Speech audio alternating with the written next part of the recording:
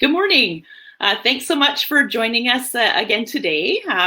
We're gonna wait a minute or two because I can see people joining the waiting room. Like each second, I'm seeing the numbers go up. So I'm just gonna wait a minute or two. And if while you're waiting, maybe jot who you are and your company into the chat feature, which should be on the right-hand side of your screen, and let us know what you're hoping to get out of part 2 of today's workshop.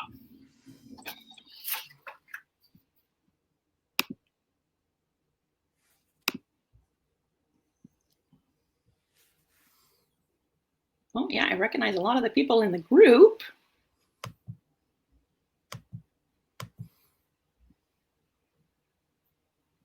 Got a quiet bunch this morning. Yeah. Well, that's what coffee is for. That's right. Martin's gonna have a few polls, so hopefully you'll be participating in the polls. You got your Starbucks too. Cool. Yes, when I dropped someone off this morning. All right, what are we at? Wait, one more minute. Sure.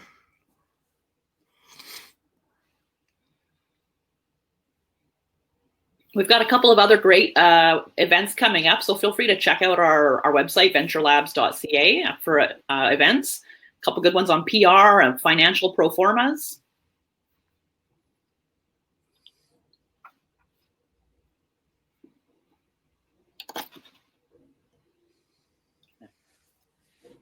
Okay, I think I'll just kind of kick it off. This is the second part, and it's a pretty deep dive into our 2-part digital marketing for startups series. If you didn't make the first one, it is recorded and it's on our site under the resources section, so feel free to check it out. I'm Allison Berg, and I'm one of the mentor team at VentureLabs, and I'll be introducing our speaker and facilitating questions at the end. Before we kick off the learning portion, I would like to acknowledge that the VentureLabs team is grateful to work on the traditional territories of the Coast Salish peoples of the Musqueam, Squamish, and Tsleil-Waututh nations. We are a tech accelerator, and we're currently home to over 30 companies as part of our on-site community members. But if you didn't know, we also have a number of community member companies who are in their own facilities, and we work with them to help them scale their business to the next level as well. So if you're interested in a community membership, just reach out to us at the VentureLabs team. Like last time, the session is being recorded, and we'll share links with you afterwards. If you haven't already accessed the handouts, please do so. There's a wealth of information and a lot of material to work through as you grow. Today's section is approximately 2 hours. It's a long one. We'll take a 5-minute break halfway through so you can grab a coffee. We anticipate there will be lots of time for questions at the end. And while there is a public chat function, feel free to use it. Use the Q&A if you want to get questions to our speaker, and we'll make sure they get funneled through to Martin. We have some other sessions coming up. Tomorrow, our partner Future Capital is running the brief with Ebony Pope, and she'll talk about her journey from philanthropy to venture capital. Next week, we've got Intro to PR for Startups, where you'll get to connect with Monica McMahon of National PR on some of the ins and outs of PR, press releases, working with an agency, or maybe not. It's a really good one if you're an early stage company. We also had such good feedback on our overview pro forma session with Mike Volker that we're digging deeper into that subject area. So we've got a 2-part series coming up. It's a very hands-on workshop. We've got online breakout rooms, and it's with Chris Stairs and going deeper into your pro formas. So whether it's you need help working through your projections, or perhaps you're in the last stages of the New Ventures BC competition where your numbers are being looked at, you don't want to miss this one. Registration's live for all of them now. Our partner Can Startup Stories is hosting a panel session on July 22nd, celebrating Black entrepreneurs. For August, we are taking a break on official external-facing programming, but we will be back in September with market validation and the Garibaldi Capital Series and more. So again, our subject matter today for digital marketing is Martin Wong. He's the Chief Marketing Officer at Smart, where they've helped hundreds of companies with their IT infrastructure and their digital marketing strategies. Every time I hear Martin speak, I learn more. And I've been doing this a long time, and Martin blows my mind. Today, he's going to go deeper into his framework of P.A.C.E, which is promote, analyze, convert, engage. Please use the Q&A feature so we can get your questions addressed, and we can upvote your interests. With that, I'm going to turn off my video and microphone, And I'm going to turn the session over to Martin Wong. We're just going to do the transition of the slides right now, so bear with us for a second.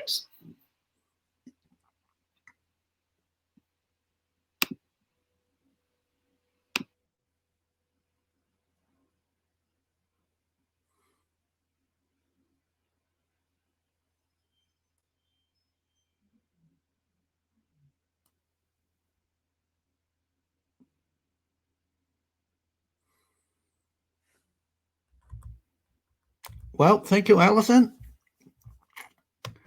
And good morning, everyone. So today we're going to do part 2 of the super condensed version of the P.A.C.E digital marketing workshop. So I've been reading some of the comments in the chat box. Things like you want to learn how to move leads and customers down the marketing and sales funnel. You want to see how it apply to your various startups.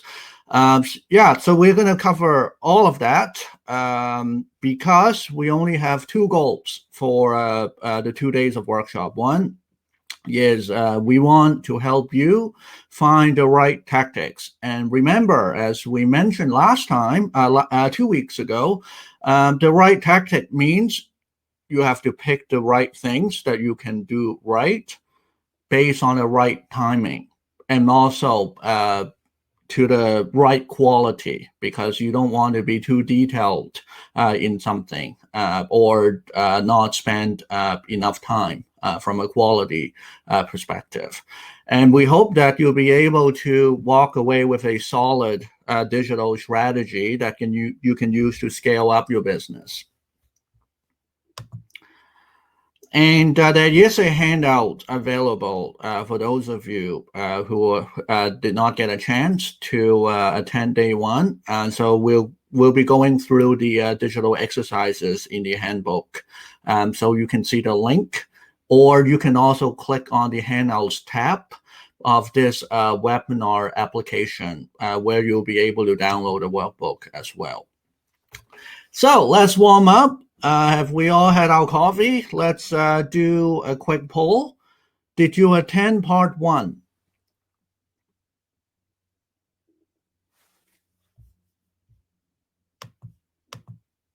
Let's see.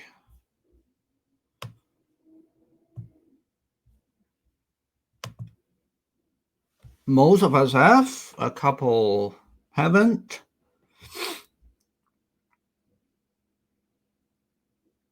Good. Maybe about 2/3. Actually more. Almost 75%. Cool. Good.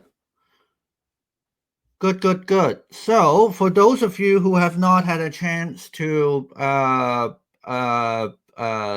attend the session from 2 weeks ago, I think it is really important that if you get a chance, please watch the video from part 1, because that's where we went over all the foundational elements. And as you see in part 1, the training here, the strategy is very, very linear. And we really have to do all the exercises from the first half for the second half to make sense. And that leads me to my second question.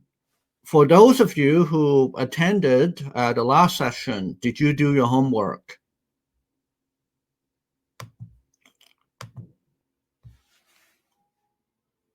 Whoa, we got some good responses.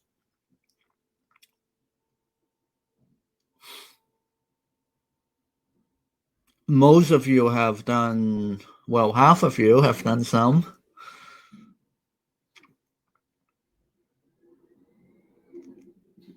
No one has done every single exercise from day 1 yet. Okay, so about 50-50. Okay, Good. So I hope you do go back and spend a little bit of time. I find that sometimes having a glass of wine or coffee, depending on your preference, helps.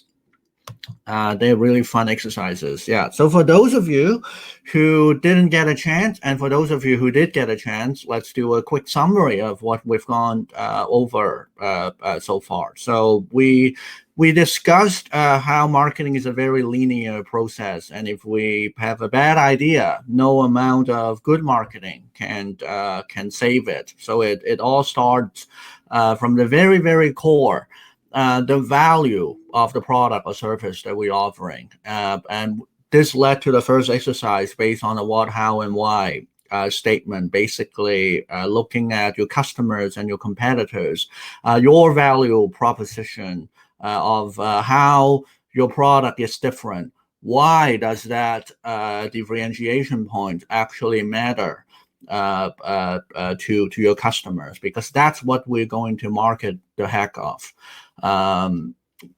And once we know that what, how, and why statement, the value proposition, we want to look at where you would most likely win. Because let's face it, we don't have an unlimited budget where we can target everyone on this planet. We have to go where the money is. So defining that sales bucket, and once we've defined the sales bucket, the next exercise is to look at the user personas. What are some of the decision maker persona types? What are some of the influencers? What's on their mind? Why might they be interested in your value proposition? And then depending on the personas, they may or may not be ready to buy right away. For some, especially in B2B sales, they might not even be aware that they have a problem until someone points them out, which means we have to consider which buying stages of the sales cycle we should focus on, because we are not going to have the budget to focus on every single stage. So do we want to focus more on the educational side? So the 5 stages are aware, search, evaluate, buy, and evangelize. And for someone who's not aware they have a problem, we have to make them aware so they start searching for a solution. In other cases, they might already be aware and they have already started searching for the right product or service, and they're at a stage where they want to evaluate different companies and vendors that they want to work with. And each one of these stages, there are things that we can do and there are things that we should not do because they are not as effective. And ultimately, it influences the next step, which is to think about what channels and tactics, the P.A.C.E tactics that we want to utilize for our marketing. And the P.A.C.E marketing tactics is based on promote, analyze, convert, engage. It's based on retail. So it stands for promote, analyze, convert, and engage. And it's based on retail, the concept of you have to attract more people into your store or physical location, and online, that would be your website. And then once they're in, you have to try to increase the conversion rate and also the order size.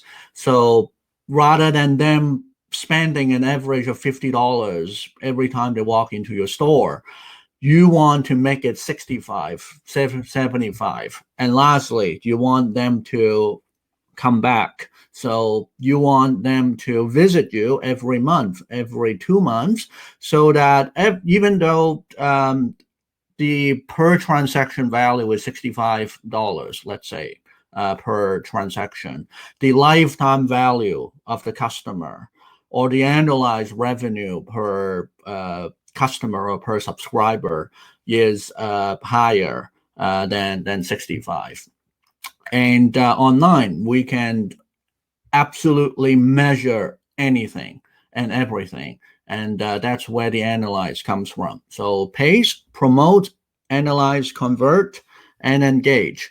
And last time we talked about SEO, and we talked about SEM, which is search engine marketing, where you pay for the clicks, and then SEO, the search engine optimization, where you are uploading, writing content that helps you get more organic traffic from Google, Bing, and other search engines. Today, we're going to focus on analyze. We're going to focus on web analytics, Google Analytics in particular. We'll also talk about advanced content and how they can be used to help with your conversion and also to push people across that buying those buying stages, the buying cycle.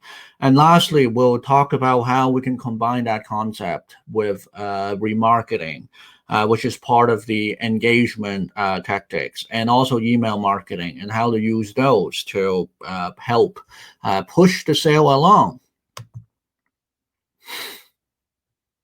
So that's the agenda. We'll start off with Google Analytics and then follow up with advanced content, upselling, cross-selling, remarketing, email marketing.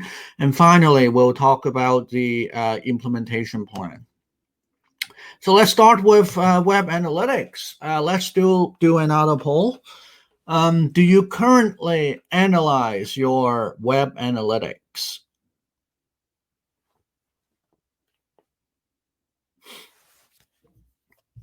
Let's see the results. Let's see how many of us are analytics geeks. Yay, I see quite a few all the times, about almost 40%.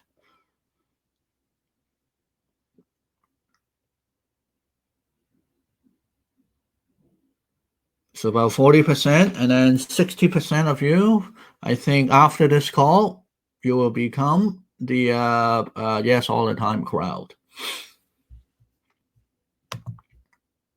Cool. Let's move on. So what is analytics? It's just basically analysis and reporting of data.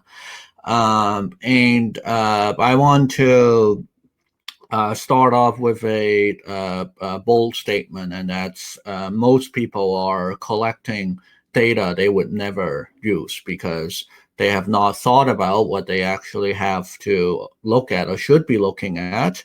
And after they've set it up, they lack the discipline to use the data that they're collecting to find actionable insights. And this section of the workshop is based on a 2-day Google Analytics training that I do for marketing teams. And I'm only going to give you the very, very high level today. And my purpose is to try to give you the proper mindset, because once you have the right mindset of how to actually use web analytics data, the actual small technical stuff, you can even read the help files, but I want to give you the right thinking framework. So let's be practical. What can analytics do for us if we do it properly? At the end of the day, there are two components to it. One is really research. We have a question we cannot answer. So we dive deep into the analytics, hoping to get some insights to answer our questions. That's if like for big projects and so on, like more one time. But I personally prefer looking at analytics on a continuous basis and use it to get feedback to see what's going on, because it can help us be more user oriented, customer oriented. So you guys may have seen this little comic that's very popular among developers and business analysts, because even marketing, there's how the customer try to explain it, and then how the product leader understood it, how the analyst designed it. That's not a good job. How the programmer actually wrote it. And then, of course, there's the consultant. They promised the moon. And then how the project was documented. 0, nothing. What operations finally installed. How the customer was built, how it was supported, and what the customer really needed. Had they done the proper analysis at the beginning. So analytics can save you a lot of headaches and budget because it allows you to see what your users are doing as opposed to what they say. So as a marketer, I run a lot of focus groups. I do a lot of personal interviews. And what I like doing is I like having down one column, I have what people say. And then in another column, I have what people actually do.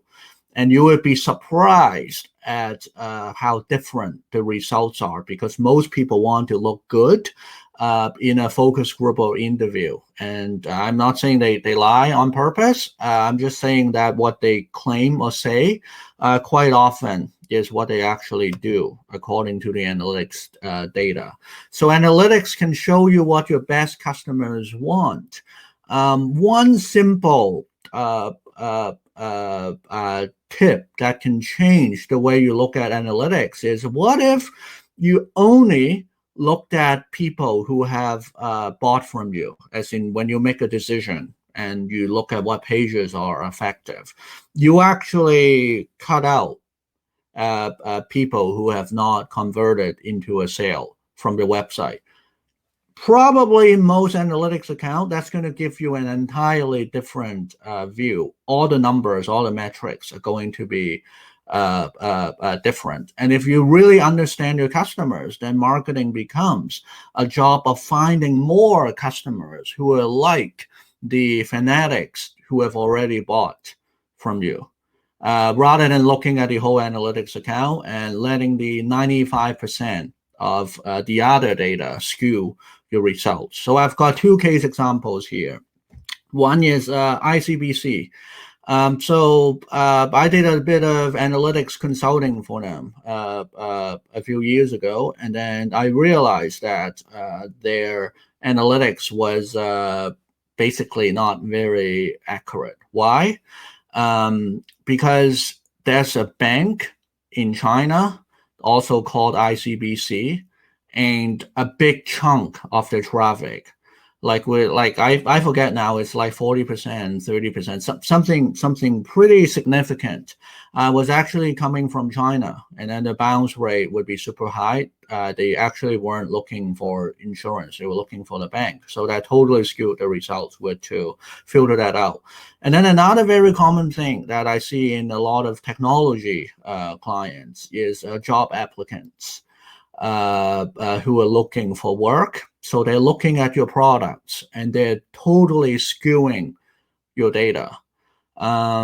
So what do? Well, a couple of things. You can consider blocking, segmenting out people who have been to your careers page. In other cases, you can block entire countries and only look at countries where you're doing business in. So yeah, and this is a result of a couple of very, very common problems. Problem 1: too much data. What do you look at when you look at Google Analytics? There's too much to look at. Problem number 2: a lot of not so useful metrics that they kind of clutter up the screen, but you don't really need them. And the same goes with dimensions. Like, do I really care about which ISP, internet service provider, the user is doing? Yes, there are some use cases for that, but for most people, it's going to be very rare that that's something they would find useful. So what's the solution? Use the analytics mindset. And today we're going to talk about 3 of the mindset rules out of the 9 that I have. I'll give you the 3 most important ones. And it all boils down to one thing: And that's in a nutshell.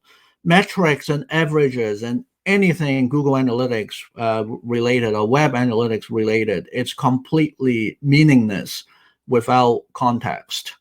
Show me a number, I won't be able to tell you what it means unless I get some business context around that number, which is why when we look at an analytics account, we always want to segment, and segment.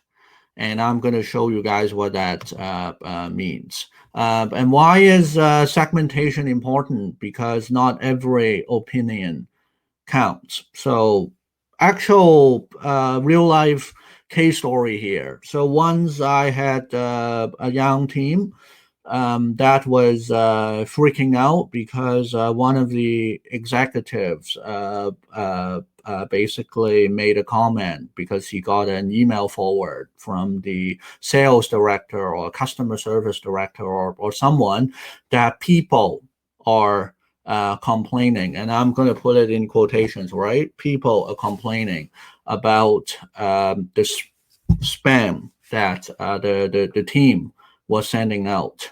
And major thing, and everyone freaked out. And then I got the alert, and then I got the forward too, and then I asked, okay, who made the report, and how many people were basically how many people complained. Let's look at the numbers, and there was only one complaint from a non-customer, and then meanwhile a very simple email had brought in a little bit of revenue, like within the first couple of hours.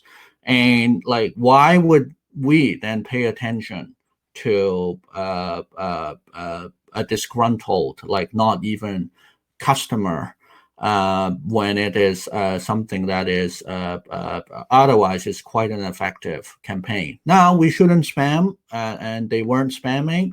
And it's important to listen to people's voices and be very polite in our responses, especially over social media. But in the background, when we look at the analytics, we have to understand that not every opinion counts. So here are some good examples of segments that you can use to analyze your data, or kind of put boundaries around the data, right? And look at it a certain way. You can look at visitors who've been to more or less than a certain amount of pages, and then think about why. Because why are they going to so many pages? Is it because it's hard to navigate? Or is it because they're actually interested in the product? People who have stayed on the site for more or less than a certain amount of time, usually it's a bit more engagement. People who are interested in a certain topic or subtopic. So I've worked with a lot of publications and magazines and so on. And it's interesting how the way they look at data is a little bit different than most businesses, except in the tech industry, where you might be targeting multiple verticals. So we want to know if someone is interested in sports or if someone is interested in fashion. Just like in B2B, we want to know if someone is more interested in oil and gas, energy sector solutions, or they're in healthcare. And probably with B2C, if you have a wide enough audience for your products, you want to look at, oh, okay, which category, which line of products are they looking at? And then maybe what are the demographics that we want to look at? One example is on Amazon.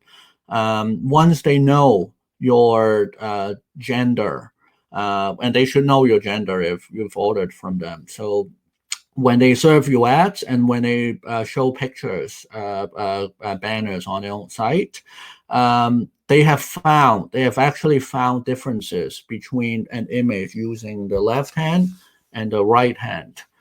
depending on the gender, because men are more likely to use their right hand when they hold a device, and then women are more likely to use another hand when, so that is a gender difference. And what I've found is when you show the image where when you hold up the Kindle reading device using the preferred hand, the conversion is higher. So little things like that. Geographical locations, blocking out or blocking or just looking at a certain country. Traffic source or medium. I want to look at how traffic behavior is, what it's like when the traffic is organic, coming from search engines versus when they click on a paid ad. So that's the first mindset, segmentation, and we'll drill down on it in a bit. And the second mindset is I want you to stop thinking about numbers and start thinking about trends. And let me show you what that means with an example. So, trick question, is this website doing well? The answer should be, we don't know, because I see that it got 13,000 visits across 1 month, let's say, and that could be good for a small business, and that could be horrible for a bigger website as used to getting a lot of traffic. So what we have to know is, well, what was the traffic before? If it was higher, then it's bad. If it is lower, then potentially it could be good. We also have to compare against last year to take away any seasonal differences. So worry about the overall trend, not specific numbers. Which brings me to a question: is real-time analytics valuable? Because that's one of the things you can see in your Google Analytics account. In my experience, there are two uses for real-time analytics. One is if you want to look at the impact of a tweet or social media or like real-time event. And it's kind of exciting, right? And then the second scenario is if you're diagnosing technical issues, such as to see if the Google Analytics code has been installed properly. And then mindset number 3, which kind of goes with the first two, is always compare, because you could be looking at a trend, but that's kind of not so useful in itself. Well, a trend is you already comparing one instant, like one moment with previous moments. So you're already kind of comparing. But what would make it even more effective is if you compare the trend against another trend. And it could be a time, it could be a dimension, which let's talk about what a dimension is. So a lot of people talk about metrics when it comes to Google Analytics. That's all they talk about. I'm kind of the reverse. I like talking about dimensions.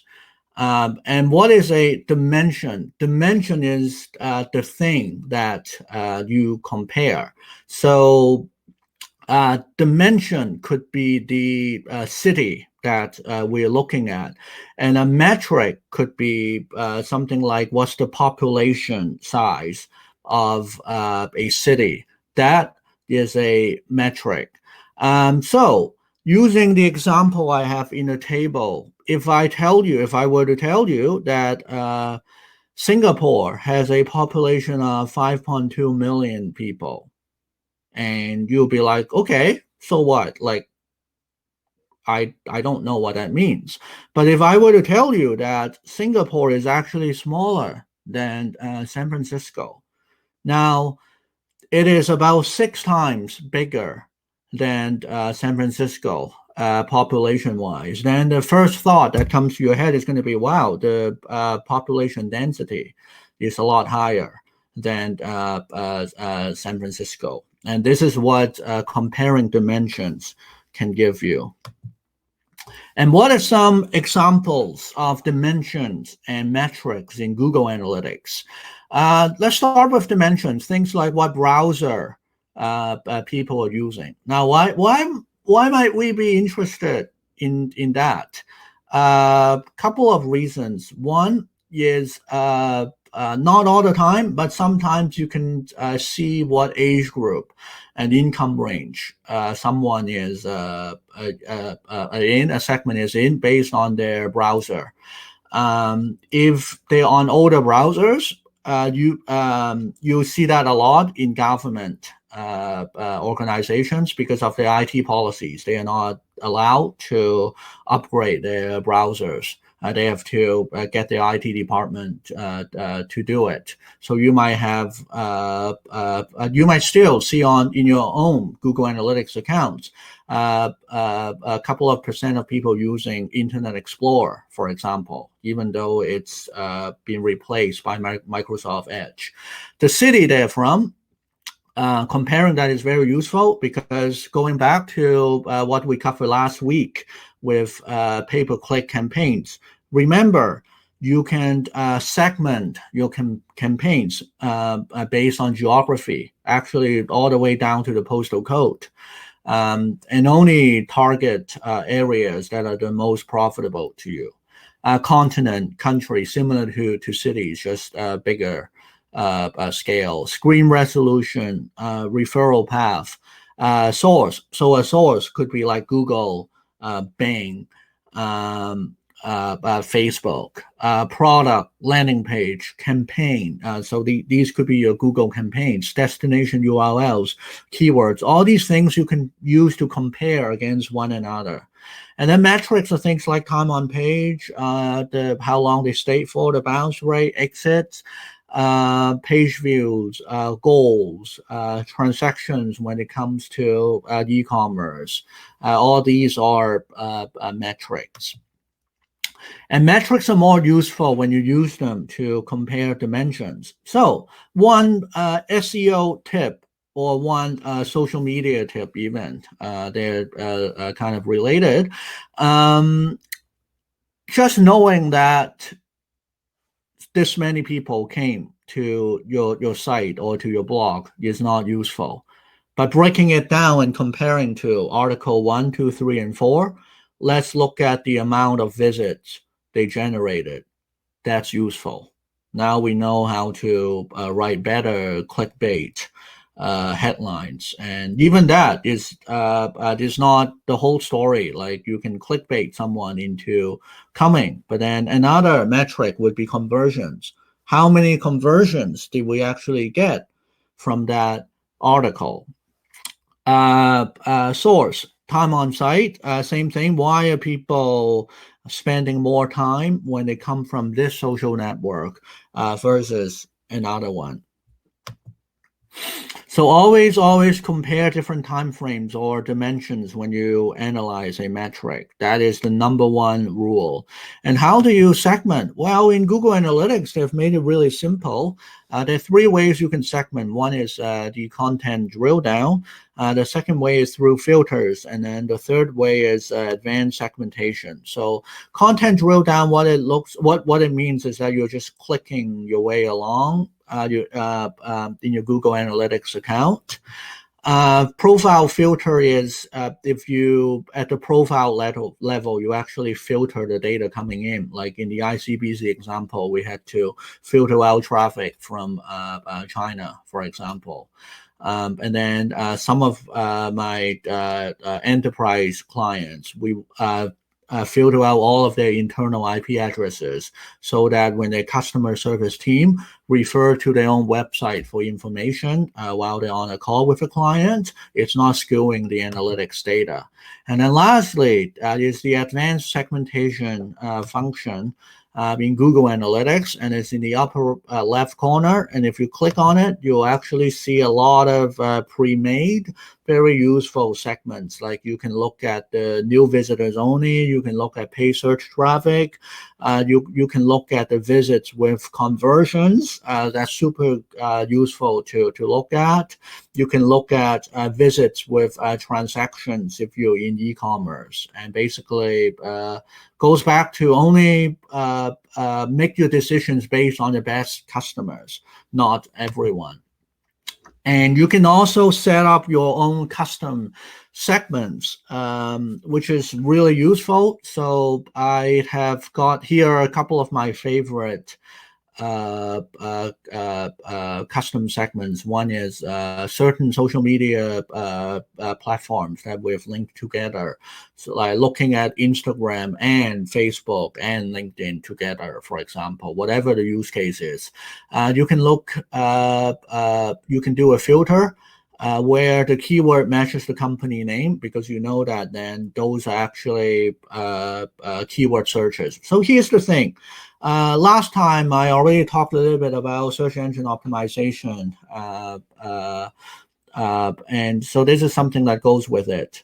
So many agencies and marketing teams are like, oh, organic traffic went up by 17% over the last month. Yay, yay, yay, we did a good job. But then you drill down on it, okay, well, most of the keywords are actually the brand searches for the company name. So who should take credit for it? It's really a result of better brand equity, not organic search performance. And then this brand search would help that. Geographical regions. So this is useful for those of you who have different sales regions, or like the franchise models, or you just divide up a big country into smaller sales territories, and then you can match your marketing with those sales territories. For reports, this is like just a quick way to know what pages are broken, and then campaign, and then subscribers.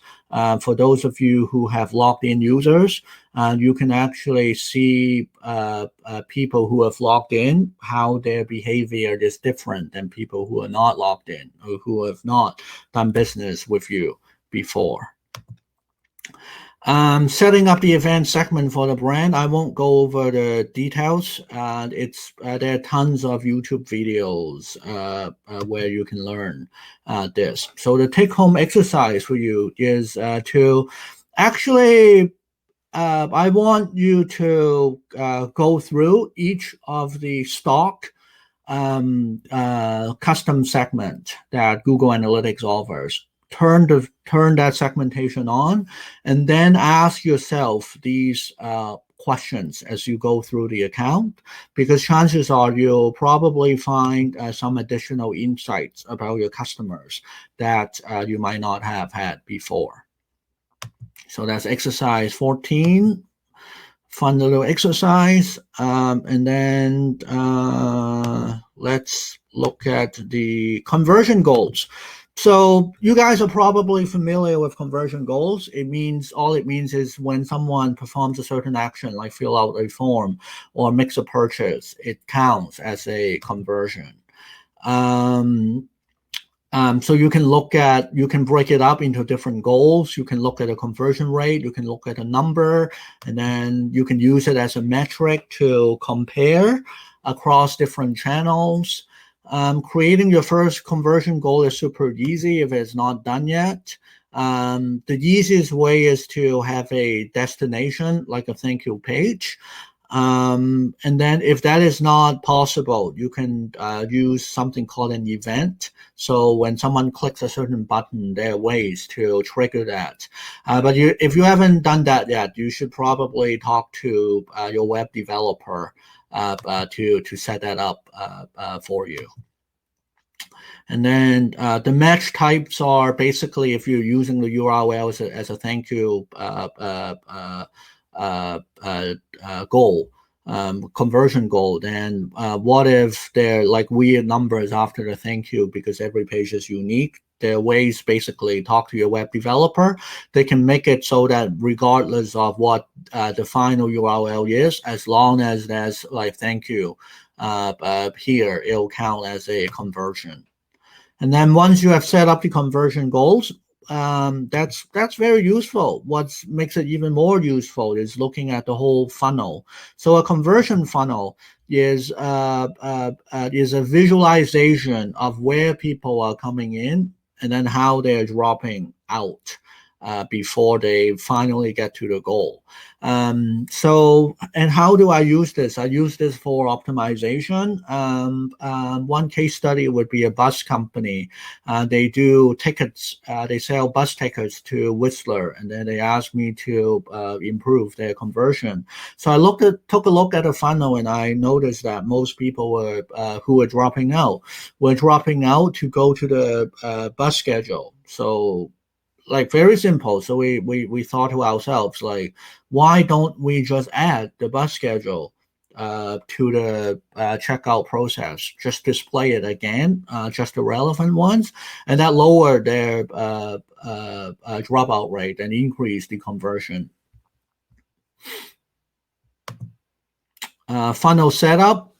So all you need to do is once you have the final goal, you can define the steps that you want to add to the funnel. And then within a day or two, you will start seeing this kind of funnel that you're seeing here. Regular expressions, this part I think we'll skip. Events. So as I was saying, if you don't want to use the URL as a goal, you can use events. And for this, you should talk to your web developer.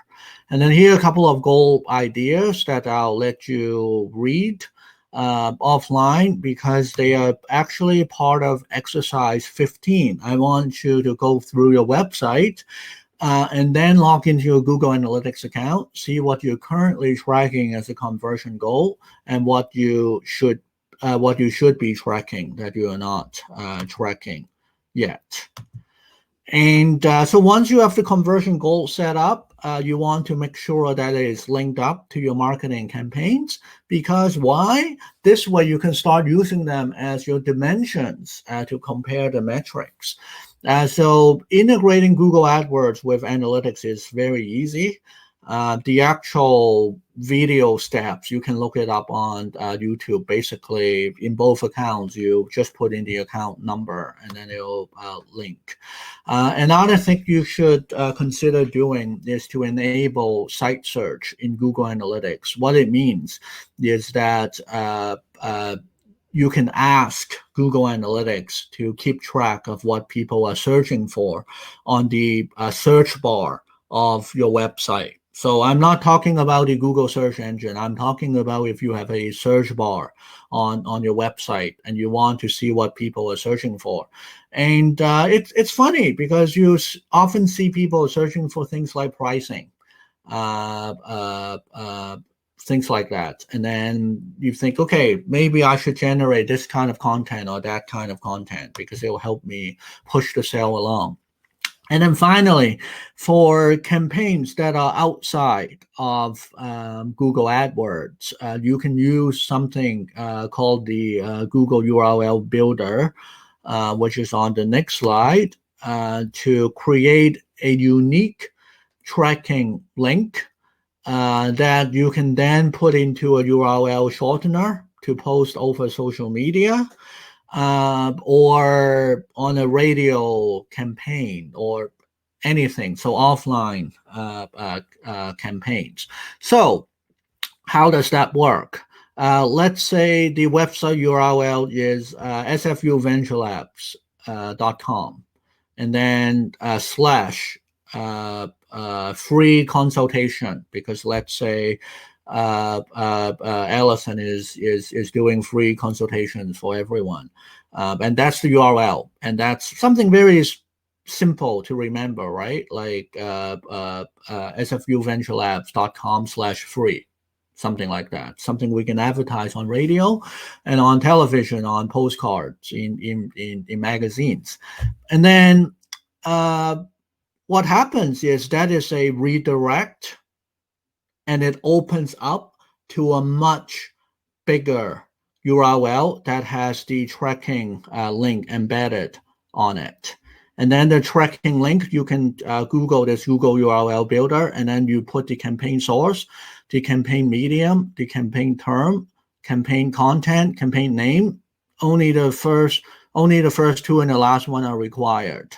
And then it'll generate this much longer tracking URL for you. And that's the one that you can redirect to. So now every time someone goes to sfuventurelabs.com/free, it will redirect them to the proper tracking code that talks about the radio ad or the television ad. And you'll know when you look into the analytics account how that campaign is performing. So another funny case example about offline publications and ads. So I do this for all my clients who are doing print advertising. Some of you might know that print advertising costs have gone down quite a bit over the past few years, and offline magazines are really struggling, and they're my clients too. So I hope they'll find ways to make money, right? But overall, print ads they are not as popular as they used to be. And there was, and a few years ago, like as we were making that transition, there was a client who was paying $4,000 per ad for like a full page thing. And we did this URL and shortening thing with the tracking code, and based on the basically based on the $4,000, they had maybe 4 clicks. It was like less than 5 for sure. And I remember showing the results to the client, and then the client was upset, and then they told their the publication. The publication's rep got very upset at me and basically, oh, is it the creative's fault, right? And then I was like, well, let's say it is. Let's say we boost the conversion of the ad 10 times. Well, now we get 26 clicks, right, for a span of $4,000. You're still better off just spending it on Google AdWords than a print ad. And a more scandalous example is, I won't mention any names. There's one semi-government organization that spent 1 point something million on the full, like we're talking about buying the floor of the hockey arena and doing like major like advertising everywhere for a certain campaign. And they had less than 30 clicks. And they made me promise when I showed them that those results when I was doing the consulting with them, that I would not tell anyone who that organization was, because a lot of heads would have gotten chopped basically. So this is the kind of magic that you can do with Google Analytics if you're giving it the right kind of input in terms of dimensions. And then let's spend 2 minutes on closed loop analytics before we take a break. So now Google Analytics, it tells you what happens up until someone leaves your website. But how about what happens after? How do we know that the lead that we're counting as a conversion actually turned into a sale? And that's where closed loop analytics comes into play. And it's very useful when you run a CRM and when you run a marketing automation tool. So it looks at the entire customer life cycle, and then it actually pushes the information back into your Google Analytics account. So I want to get a quick sense of how many people here use marketing automation?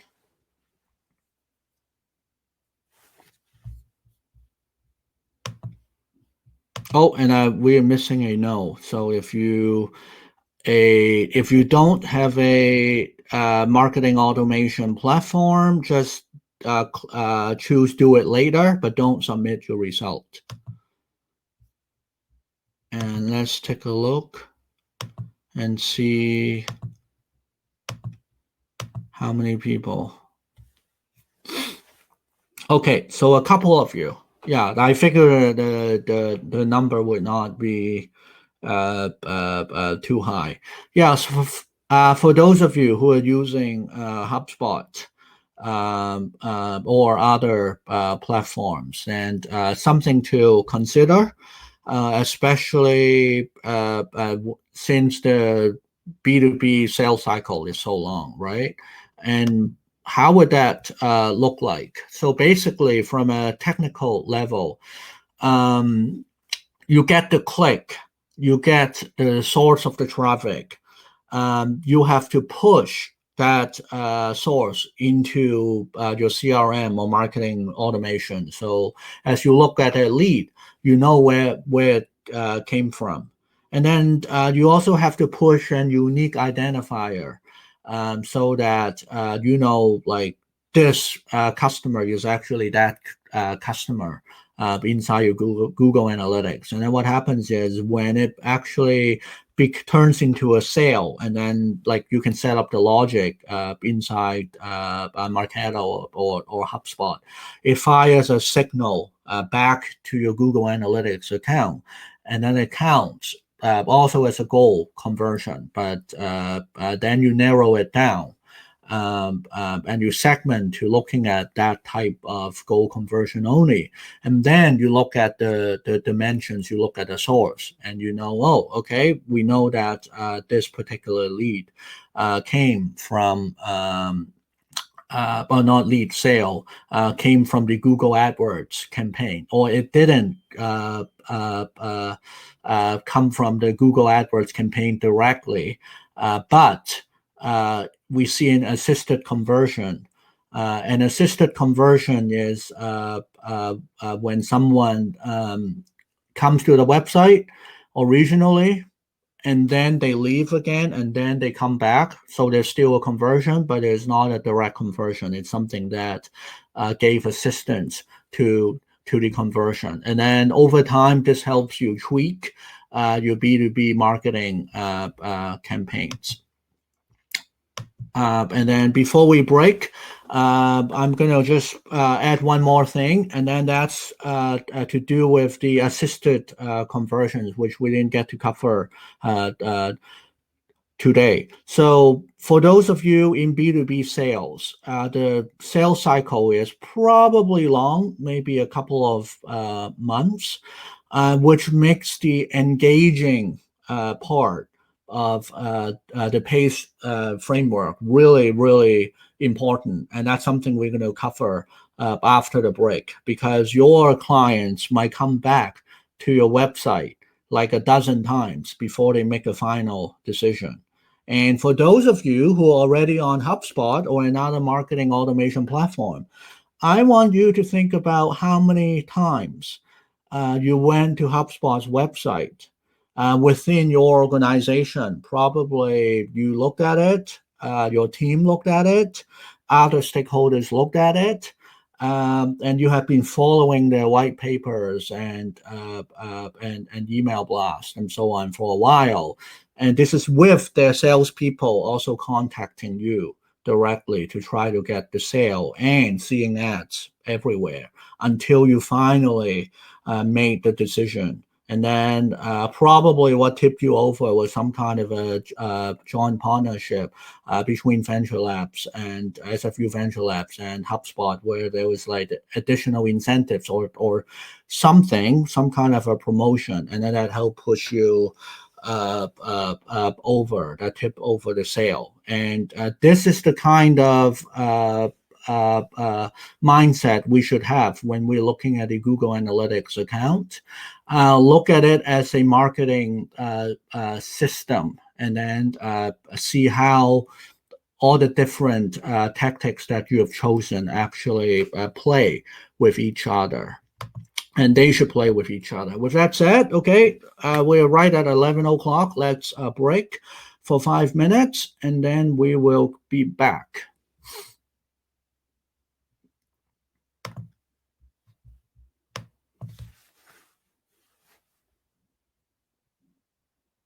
And don't forget to put your questions into the Q&A box if you have any.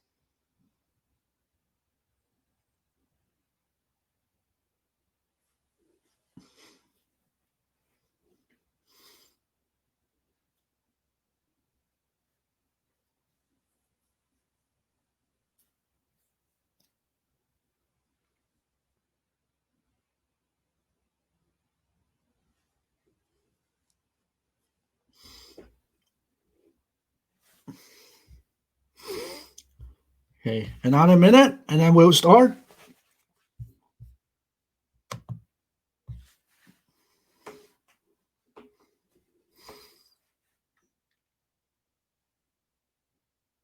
$30.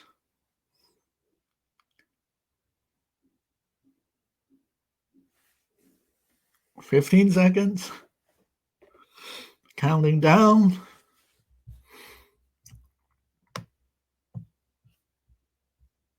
Okay, let's start.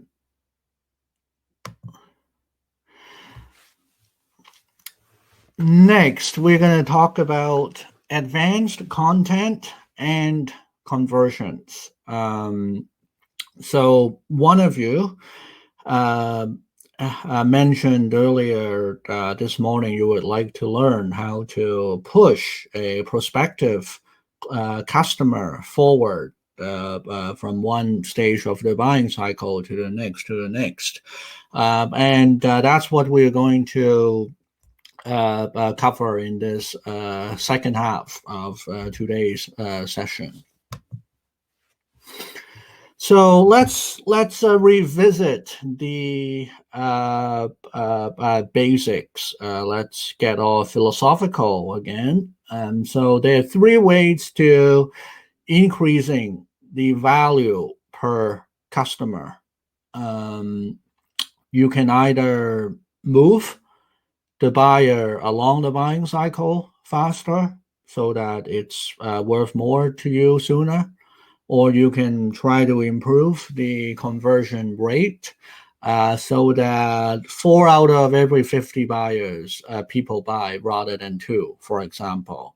And or you can also increase the order size, so the transaction.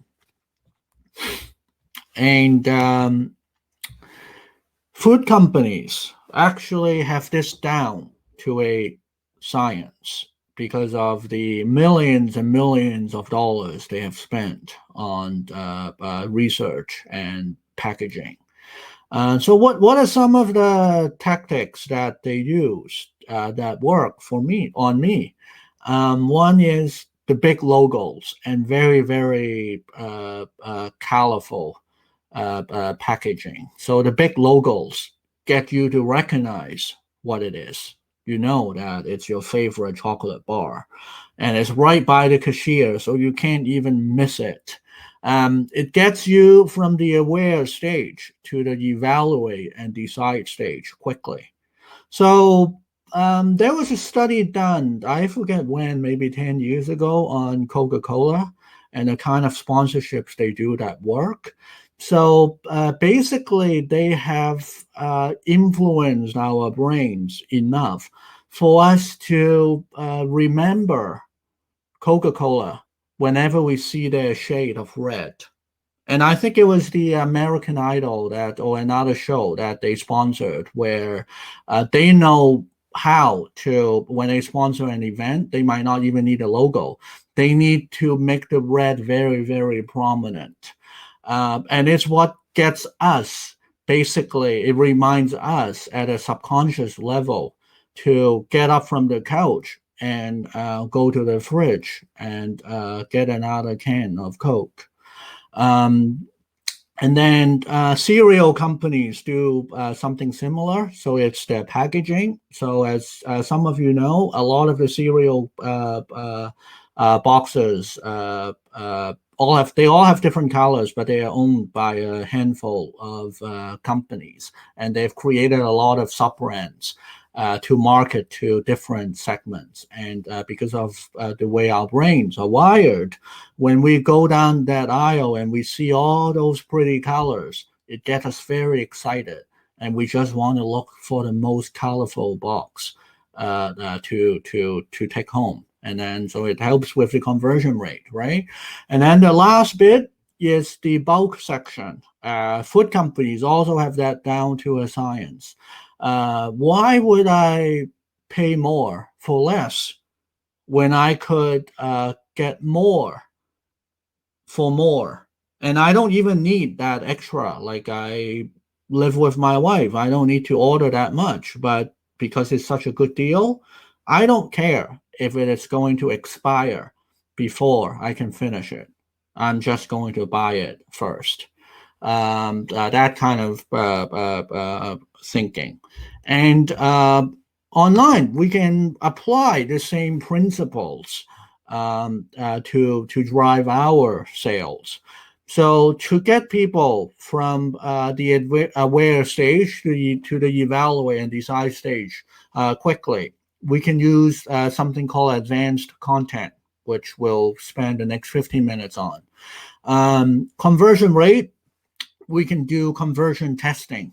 This is something we don't have time to discuss today, unfortunately, but maybe I'll just briefly go over the concepts. And then finally, the order size. I know most of you are B2B, but for the ones that are B2C, upselling and cross-selling become very important. Even B2B, cross-selling and upselling, let's say service packages after the initial sale for ongoing revenue. That's useful as well. So let's start with advanced content for moving prospects along the buying cycle.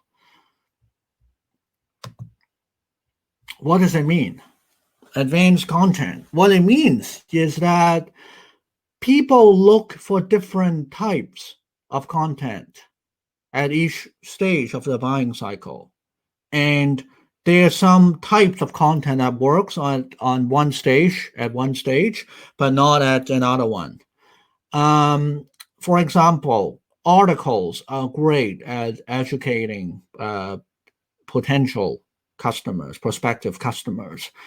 Once you get to the evaluate stage, I'm more focused on the price. I'm more focused on the guarantee, on the support, on why I should choose you over other vendors, but not so much on the educational articles that got me interested in the first place.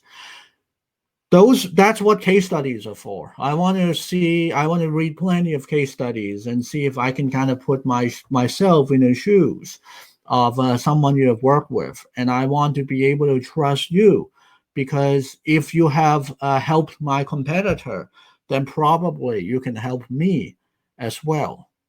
Ebooks mix in between, so longer than an article, but in theory, it could contain things that are more useful when it comes to the product comparison, when it comes to the actual implementation. Photos, testimonials, infographics. So photos and testimonials, photos, they help, like good social content.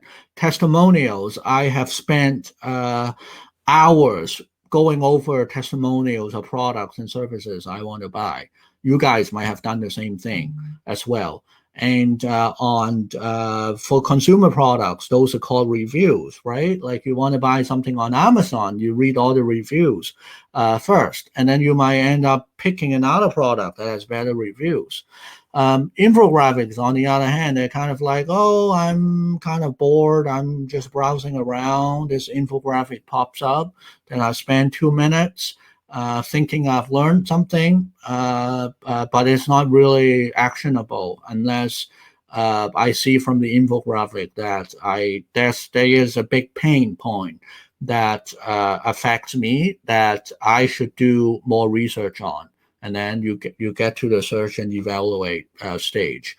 Videos, same thing. It's good for that awareness at the beginning when you're searching for something, and then once you get to the evaluate stage, you might not necessarily be interested in watching hours and hours of videos. You would rather look at the implementation details and case studies and make a business case.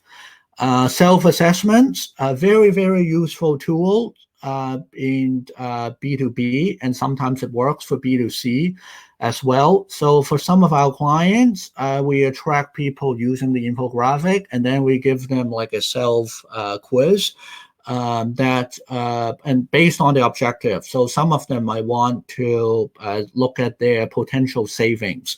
So some kind of an ROI calculator. For products that require a bigger quotation process, we might have a quoting tool that can at least provide an estimate.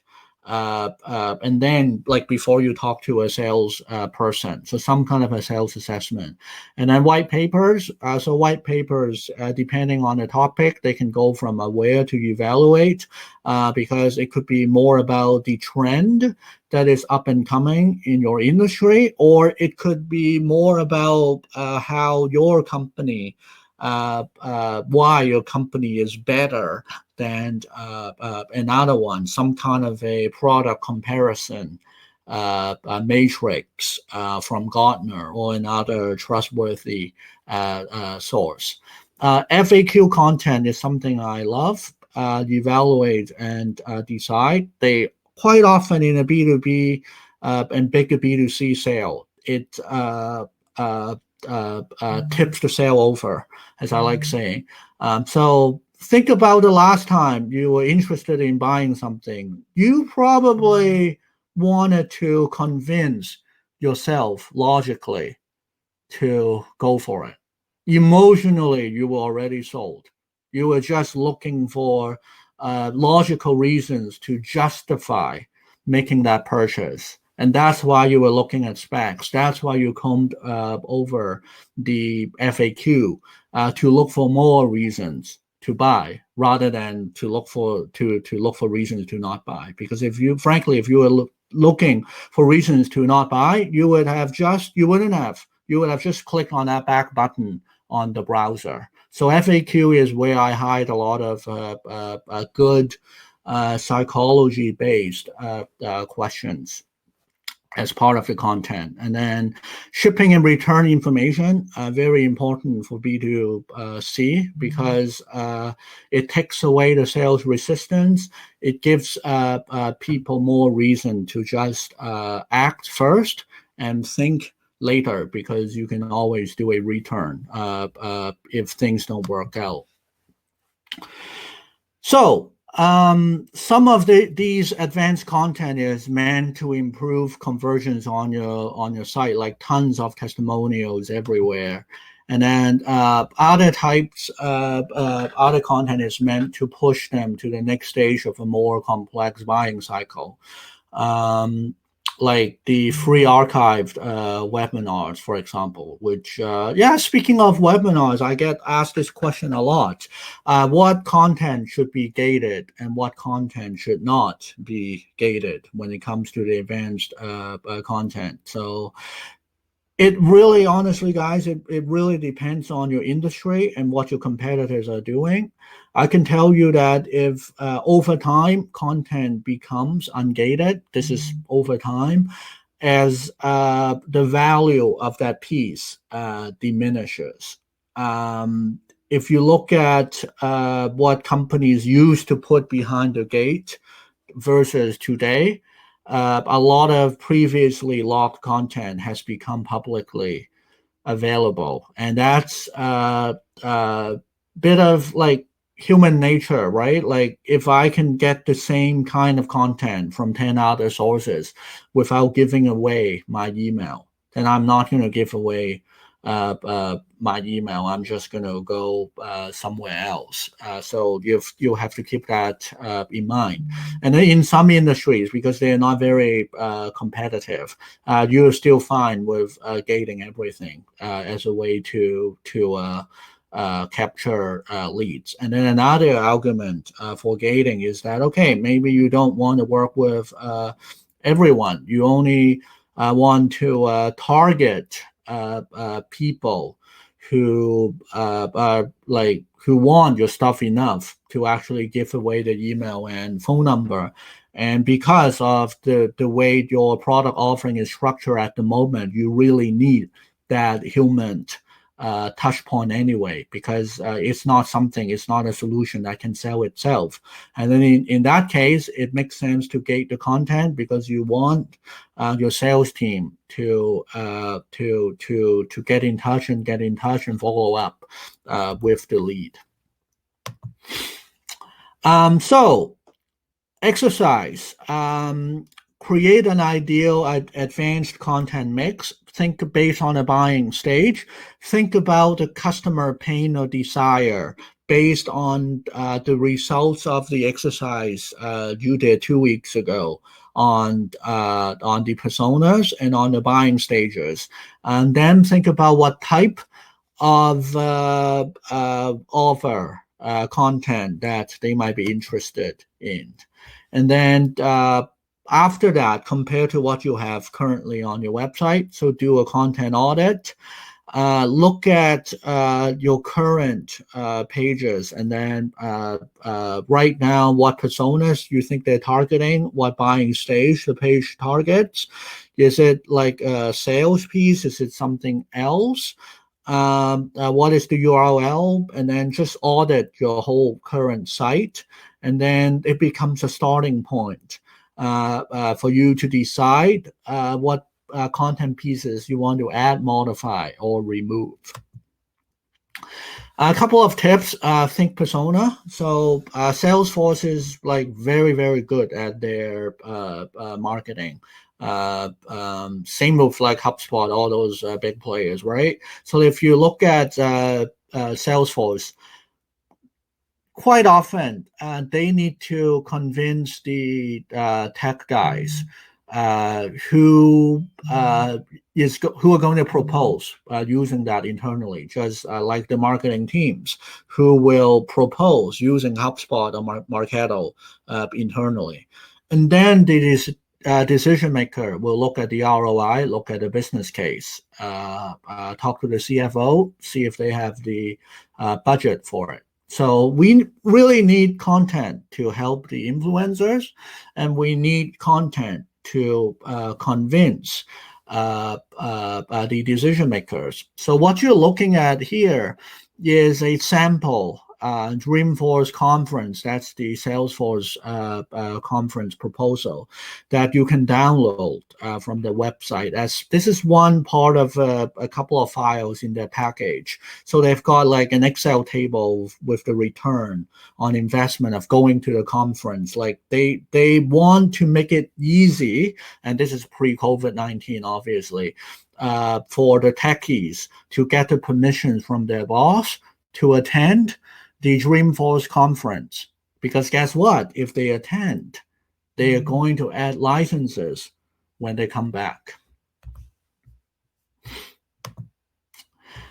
Tip 2, don't forget the decision makers. So most of the websites that I audit, when I first audit, they tend to lean towards appealing to the end users, rather than decision makers and influencers.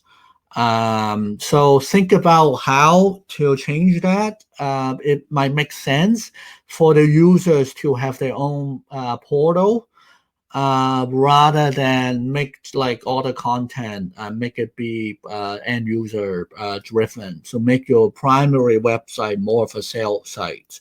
And then once they become a customer, have them log in to either a subfolder or to a subdomain.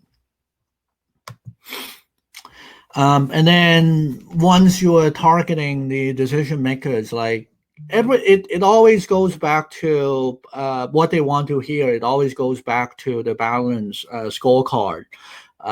Basically their metrics of what they report to when they report to the CEO or when they report to the board of directors. And that's what kind of improvements have they made in the 4 key areas of their business: marketing, sales, and customer relationships, financials, operations, or people, and learning. So think of ways to sprinkle little benefits to these key areas across the web copy. And then lastly, have the right value proposition for the moment based on a buying stage. And this is something that I could like spend hours talking about if they had the time. Basically, just like there are different types of content that appeals to during different buying stages, the same applies to your sales messaging as well. So there's something called the engagement message, which is like how you grab the attention of the person you're talking to. So they tend to be statistic driven and pain point driven, but they don't really offer a solution because if I told you that, hey, I think you need this solution and you're not even on the same page with me about whether you have the problem or not, I'm going to lose you. So that's what the engagement message is for. And then once people buy in and they say that, yeah, I agree that I do have a problem. What are some potential solutions? Then we can give them the solution criteria message, which and then we repeat with the reinforcement message. And finally, when we know that they're kind of like trying to decide between different vendors, we go to our value proposition, the what, how, and why, the why part. And then we say, you should choose us because of this value that we provide that other vendors actually don't have. And what happens when you don't time these messages properly in your marketing material and on your website is if you talk about the value too soon, you sound like a used car salesman. You're pushing way too hard on the sale, and you're going to lose people. On the other hand, if someone is already interested in buying from you, and your marketing only extends up to the engagement and engagement message and solution message, and you're just like offering, yep, this is what we could do, this is what we could do, but you can't describe, okay, I get this is what I should do, why should I choose you over my competitors? And you also can't put a proposal together in terms of a high, like even a high level quote. You're also going to lose them because they'll think you're full of BS. You're good at telling stories and scaring people, but you actually don't know how to execute, and they'll just go to your competitors. So you have to think about how to adjust the messaging on your website and in each piece of the advanced content so that you're synchronized with what the buyer goes through. So I've got a sample here, which is I'll let you read because I don't think we'll have time to go over this sample, but you'll see how the engagement message is different than the solution, reinforcement, and the value. And this is for what you're going through right now, the training course. And then lastly, just because you have the right types of content and the right type of messaging doesn't mean that you'll magically make sales, because you also have to promote the content. Many clients I've worked with, when they first come to me, they have a different sense of budgeting than what I'm showing here in the P.A.C.E framework. So one common scenario is they have spent their entire budget on the marketing team or marketing director and the coordinator. So they know they have to create content, but they actually don't have the budget to promote the content because they have not thought that far.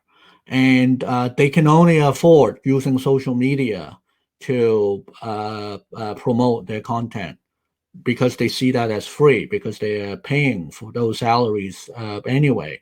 But if you look at the P.A.C.E model, if you look at the way we select the tactics, social media might not always be the best way to promote a piece of B2B content. So we have to we'll think about promote how you promote something before you write it, basically. And then lastly, training the sales team to use each piece and then getting feedback and making sure that the sales team and the marketing team it's very aligned. Because like in the ideal world, each remarketing ad should promote something that pushes the sales stage forward, the sales forward. And then when they click on the ad and they download the next piece, it should give a signal to the sales team. And then the sales team should follow up because they know that they're interested. So the next exercise would be this is the formal exercise of what I introduced earlier. So the advanced content ideas.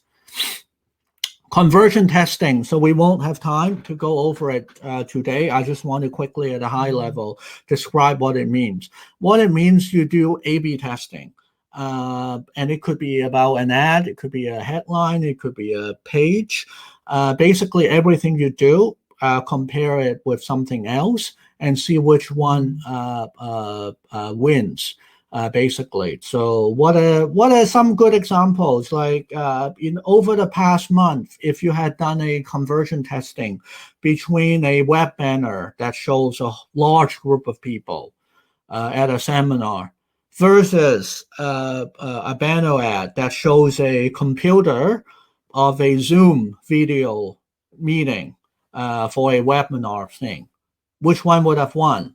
Probably the one showing the webinar, because we are so afraid of COVID-19 and with the whole social distancing going on that emotionally, when we see a large group of people on a web banner, we'll probably get a little bit frightened, right? So there are tons of things that you can split test. And 1% here, 1% there might not seem like a lot, but when you multiply it together across the sales funnel, it makes a huge difference on the bottom line and on your potential top line as well. So let's talk about upselling and cross-selling. So this is more B2B, B2C. So my best advice for you is to just observe everything Amazon does, because those guys are just like banking money. They know how to upsell and cross-sell, and they get me every single week. And my wife too, ever since I started sharing my Prime membership with her. So we buy so much over Amazon. So I love reading books. I have bought probably a couple thousand books on various topics, both hardcovers and also on Kindle. And looking at this example, like if I buy one, I better buy all three, right? Because they all related topics anyway. So I should buy them all, and I do. And what that means is if Amazon had spent $2 per click on the remarketing ad to get me to come back to their site, now instead of spending $20 or $30 on the book, I'm spending $100 on the book, on the books, because I bought three instead of one, really increasing that lifetime value, which has the side benefit of allowing you to spend more, because the bigger your top line is, the more you can afford to spend. And this is a very good lesson for Canadian businesses in particular, because American companies have come in and taken over so many local small businesses market share simply by spending more on the marketing than us. So crushing competitors by having more profits to spend on marketing. And it's like a wheel that keeps on turning and it doesn't stop. So a couple of tips: cross-sell related products and accessories, warranties and maintenance programs. They're very good, and this applies to the B2B business as well, because you can have different levels of SLAs. You can have a free SLA, and then you can have some kind of a VIP SLA with more service, with better service. You can cross-sell related services. So we're smart because we do branding, web development, digital marketing, and also IT services.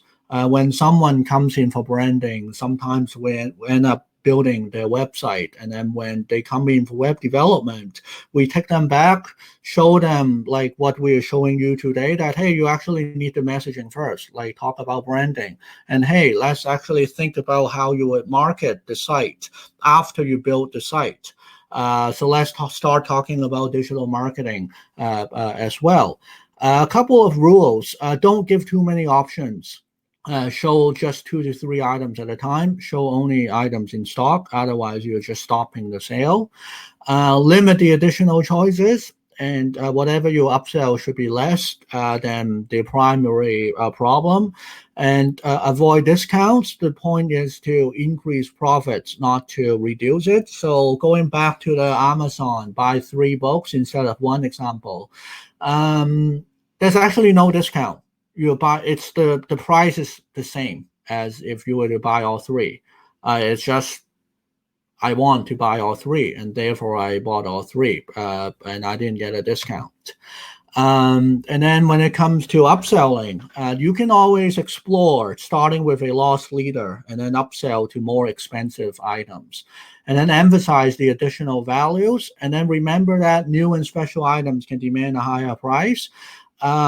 So if you look at Sports Check, what they do is any new running shoes they release, they actually push out using the email marketing, but at a premium. And then if you want early access, you've got to pay the premium for those shoes. And then have an option to skip the upselling options if you don't want to annoy people, and observe the buying behavior closely. So that's the upselling, cross-selling. We'll talk about remarketing next, and then we'll get into a couple of tips about the implementation, and then we'll take questions. Who here runs remarketing at the moment? Let's see.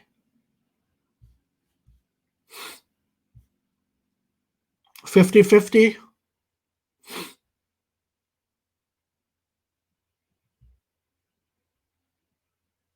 Oh, most of you actually not. Okay, so this will be super useful then. Why is remarketing necessary? Well, this is from the Google Analytics account. Basically, the sources before they finally convert. So display advertising, and then they click on a paid search ad, and then they remember the URL and come back directly, and then finally they convert. And what do you think people are doing in between, right? What do you think your competitors are doing in between? Your competitors will be trying to wrestle the sale away from you. And your prospect is researching other companies as well before they finally convert. So what you want to do is kind of protect those prospects from your competitors, because they'll be trying to get the sale away from you. So that's one reason. A second reason is it's easier, much cheaper to grow existing accounts than to grow new accounts. So what remarketing means is you put a piece of code on your website that tells Google or another network, tells them to track that person. And then now when the same person is on YouTube or on any other site that are displaying remarketing ads, they'll see the ad from you. So in other words, you're chasing after the specific person rather than just segmenting based on demographics. And what are some general uses for remarketing ads? Well, first one is very, very general for brand building purposes. You're just showcasing your brand and making people remember your brand.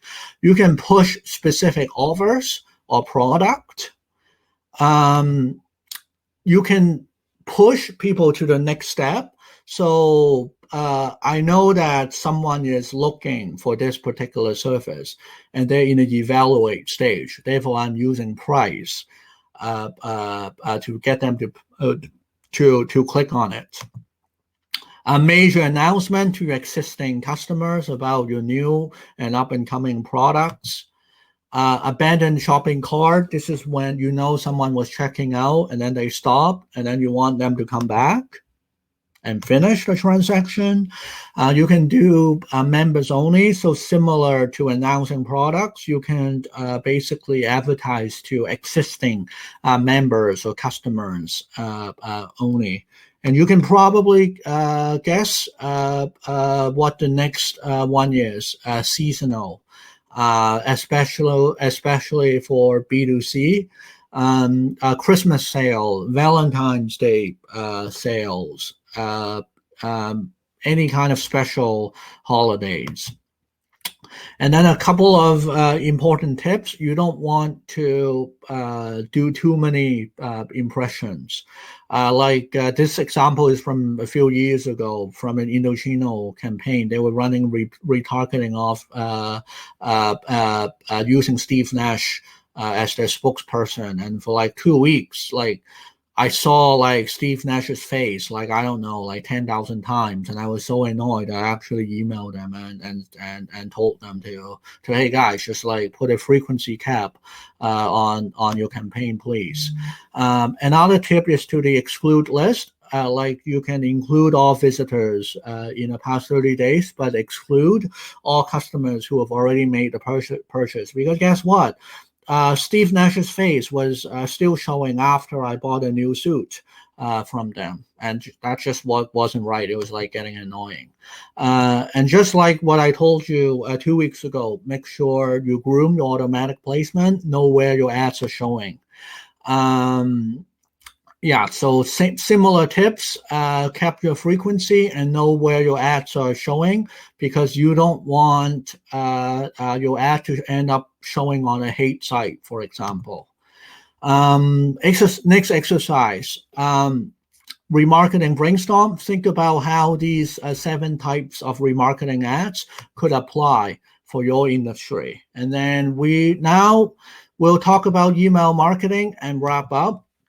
There are 3 kinds of email marketing. So you've got your regular newsletter, which I assume at least some of you are running. You've got transactional emails, basically one-time promotions, like a Christmas holiday discount special. And then finally, you've got marketing automation. So basically, once someone downloads a white paper, there's an actual sequence of emails that they receive.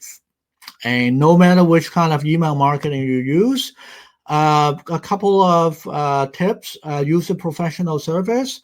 I have talked to clients and prospective clients that were running the email campaigns off their own email server. Very difficult with spam filters and everything. Segment into different lists and groups so that the mailings are more basically relevant. Make sure you have permission.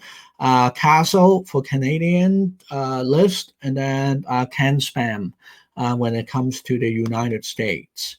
So with transactional emails, you can do webinar and event announcement, overstock discount, seasonal promotions, holiday messages, contests, and so on. Regular newsletters, I like linking to actual content. Why? Because I'm all about getting people to come back to the site, and then it triggers the remarketing code, and now they get remarketed again. Make sure you are using the channels with each other instead of small silos. And then automated email marketing. Let's say you get people to sign up for a loyalty program. Then like in 30 days, you can send them an exclusive loyalty program member exclusive offer. And then in 60 days, another offer. And then 90 days, like maybe some promotion of social content, like a YouTube video or something. And then the benefit of this is, unlike a transactional email, which create those big spikes and then it drops back, this allows you to kind of even things out so that every day is going to be someone's 30th day. And then the impact on the business will be gradually you go up rather than a spike, nothing, spike, nothing. And then, yeah, more stable revenue, better logistics, better efficiencies. And if you get into marketing automation, for those of you who want it, HubSpot and Marketos are usually pretty good choices. And then if you're considering going down that path, make sure you have a lot of content. That's the biggest tip ready, because they are content monsters. They suck up a lot of good content that you have to create. And also you want to make sure you have a cohesive digital marketing and sales strategy before you get onto a marketing automation platform. Basically getting all your ducks in a row before you get into marketing automation. Make sure your website converts, make sure you have your campaigns, and then add the marketing automation piece. Because as we talked about 2 weeks ago, that's the right timing for everything. P.A.C.E, the P.A.C.E approach, digital marketing is all about doing the right things right. So picking the right tactic is like 50%, right? But the other maybe 20% is 30%, 40% even is doing it at the right time. You don't want, as we discussed in more details 2 weeks ago, and we went over this slide, you don't want to do something prematurely. You want to do it at the right time and to the right quality, because if you have a lousy implementation of Marketo or HubSpot, you might as well just not do it. So you want to do it right. You want to do the right things, do it right, do it at the right time, and to the right quality. And then to do that, look at start at from the what, how, and why, move down to the market, customers, buying stage.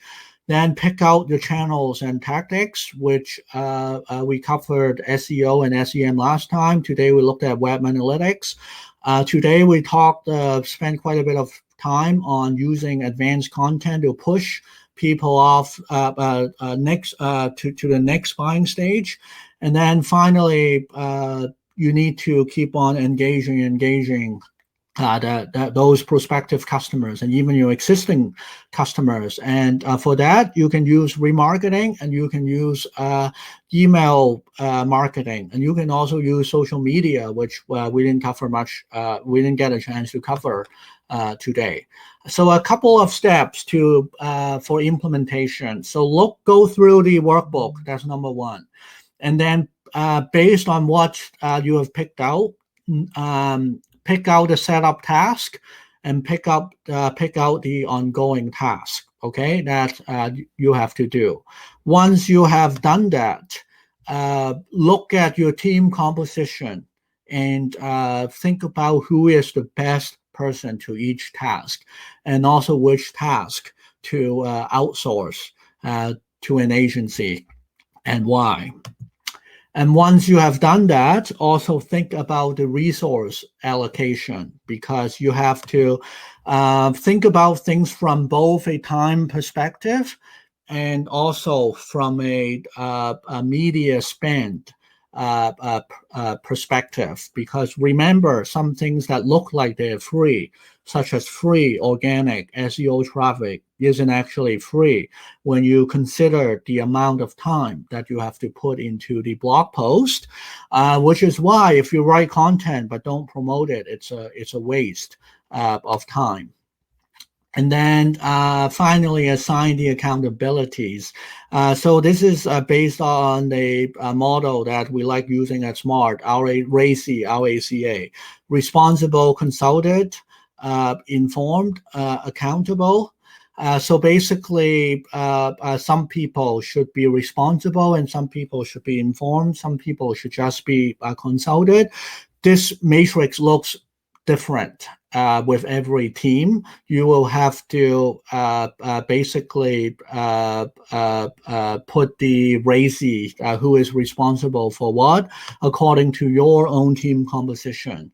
Remember what I've been emphasizing over the past 2 sessions.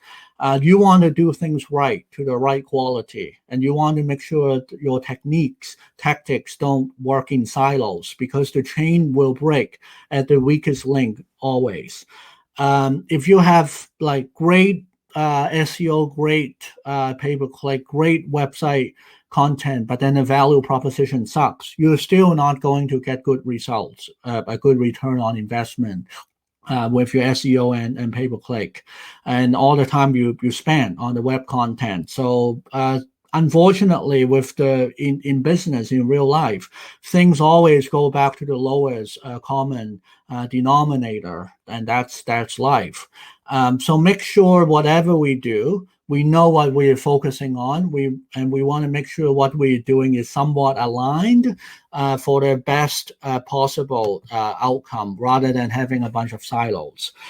So with that said, guys, the last exercise I have for you is for you to just pick out 3 things based on everything we have gone through together over the past month or 2 weeks, and know what your clear, actionable steps are.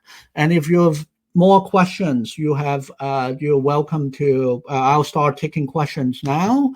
And you're also free to email me personally at martin@smart.com, and I would be happy to answer whatever questions you have. And with that said, I'm going to hand it over to Ellison. Okay. Thanks, Martin. That was a ton of information. We've got quite a few questions coming through from Katie. We've got now many people working from home. Is there a way to filter out our own site visits? Yes, absolutely. So you will need the IP address of the team. What I found even better, and this you'll have to talk to your IT department about, is having some kind of a VPN where, like, when you're going to a website, it actually comes from your company's server. If there's a way to make that happen. And that's what we do at Smart, because then what you do is you can block the entire range of IP addresses once you're logged into the VPN. And at Smart, we do that also for our internal security reasons. So we can only access our internal systems if we are from the company IP, which we can get on from home.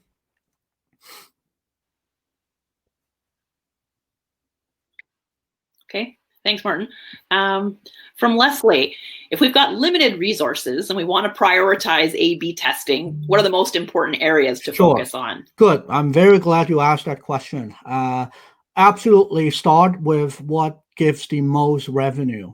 What is the highest, like, moneymaker? Because improving 2% there is much better than improving 2% that is off something that is 0 or 20% off 0. So a lot of marketing teams, they make the mistake of attacking what is the weakest. P.A.C.E is all about focused thinking. We don't care so much about what the weak. Well, you can't be so bad that it screws up the all the great things that you're doing. But basically, you want to focus on making your A players better and finding more A players than rather than trying to save the C and D players. Great. From Mark, I think at Fuel. Any resources you can point to help set up MailChimp and the marketing stack integration? That would be a big topic because I would have to know a bit more specific. If you email me and tell me what you're thinking, I think I'll be able to point you in the right direction. Overall, when it comes to the technical implementation, 99% you'll be able to find by Googling either on Google or on YouTube. Okay, so yeah, Mark, maybe reach out to Martin. I suspect he could help you with a more focused discussion on that. Absolutely, yeah, I'll be happy to help. Suhani, in your experience, how useful are social media platforms like Instagram as a digital marketing tool? What are the best methods to utilize these platforms effectively? Sure. Depends on the industry and whether you're B2C and B2B. So when it comes to fashion and furniture, any kind of lifestyle marketing, social media is absolutely key. Like I would say more effective than anything. When it comes to B2B, then it depends on your market. So we've had success with selling heavy machinery, either sales or rental, to a specific segment, and that's small business owners who are also on social media. What is less effective is if you're trying to reach a certain type of decision maker in a very large organization, because chances are they're going to be too busy to be on social media all the time. And then there's also LinkedIn, but you guys might laugh when you hear this. When do people upload change their LinkedIn profile? When they're thinking about changing work opportunities, that's when they're more active on LinkedIn. So it's something that you can try. We have seen it work. It's a bit expensive for the B2B. And then, yeah, hope that helps. Great. Now this is me. I think it might have been a bit of a pipe dream. Do you have like one dashboard tool that you use to assess all of your analytics, or are you using a whole bunch of tools? I use a whole bunch of tools. Analytics is kind of my bread and butter when it comes to analyzing the web traffic. And then I use something called Google Search Console to do my SEO work that we didn't have time in this condensed version of the workshop. I use various multiple backlink checkers and pay-per-click analyzing tools. So that's a lot. And then what I always do is this might sound funny to you guys, but I'm a PowerPoint kind of guy. So rather than just send a report directly to a client from Google Analytics, I actually snip the screenshot and put it into PowerPoint. And next to it, I'll have my explanation about the actionable insights. And I would recommend all of you to do the same thing, even though it's more work, because otherwise the data is very dangerous. You can easily have the executives interpreting the same data in a direction that you don't want to go because of whatever politics involved. So always frame everything using your thinking when you send out the reports. Okay, great. If there's one thing, and I do our last two questions, if there's one thing that I should avoid doing, a common mistake that you see across all the companies you work with, Martin, what would that be? That's okay. The common thing I think would actually go back to not considering the step before and the step after. So you following the gut instinct, which could be correct, but not executing, knowing the right input and the output. So, for example, saying that you want to redevelop your website, but not taking the time to think about the messaging first, or doing a creative campaign, but not thinking the time to either think about the messaging or the targeting. Okay. Focus. It's everything is about like got to focus. Okay. Thanks, Martin. Last question, what are some common myths or mistakes you've seen people make when working to improve goal conversion rates on their website? Well, the funny thing is, are you even tracking your goals properly? It is a very frustrating thing for me as an agency guy when I work with a client and right away they want to talk about measurements, which is correct. But then I look at the technical implementation and I realize the conversion goals cannot even be trusted.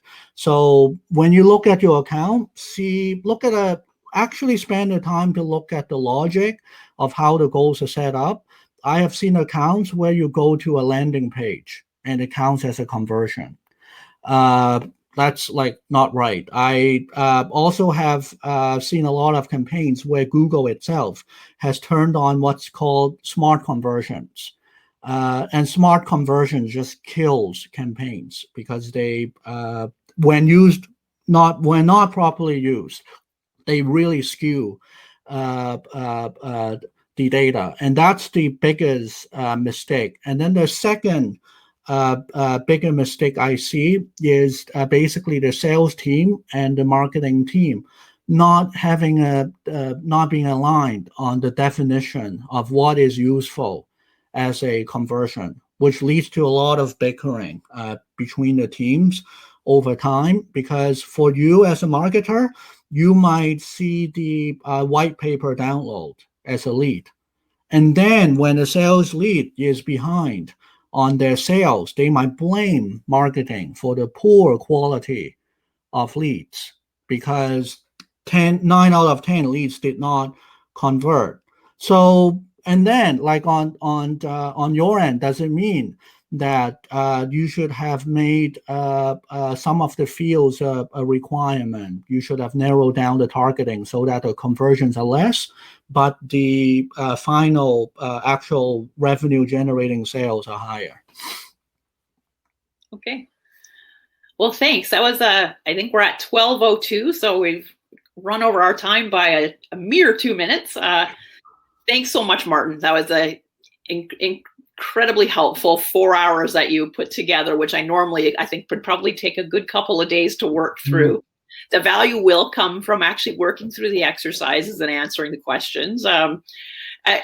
We don't at VentureLabs, we don't do vendor plugs, but I highly recommend you connect with Martin at Smart. They can really set you up on a great framework for doing some of your digital marketing. On that note, thanks so much for tuning in and giving some of your time to VentureLabs. And have a great day. Feel free to register for some of our other upcoming sessions and take care. Thank you, guys. Talk to you soon.